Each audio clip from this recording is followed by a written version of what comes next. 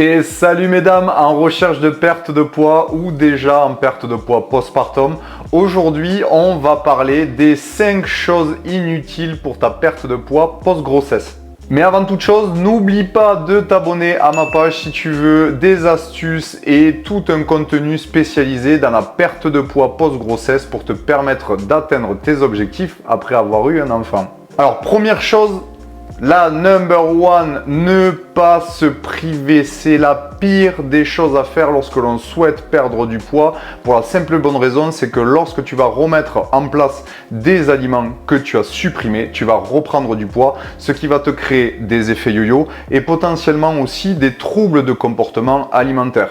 Deuxième chose, le sport. Le sport n'a aucune utilité pour ta perte de poids. Ça a d'énormes bienfaits, mais pour ta perte de poids à proprement parler, tout va se passer dans l'assiette et non dans le sport. Donc ça ne sert à rien de faire des heures et des heures de sport par semaine. Tout va se passer dans tes habitudes alimentaires. Boire de l'eau à outrance ne te permettra pas de perdre plus de poids.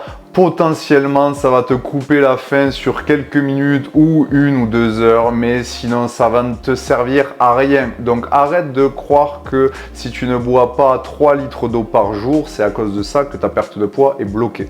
Quatrième chose inutile et surtout dangereuse, de couper les glucides lorsque l'on veut perdre du poids. Les glucides sont le carburant de notre corps. Aujourd'hui, il est incapable dans l'heure ou dans les 2 heures qui suivent, si nous n'avons pas de glucides dans le corps, de pouvoir faire n'importe quel mouvement.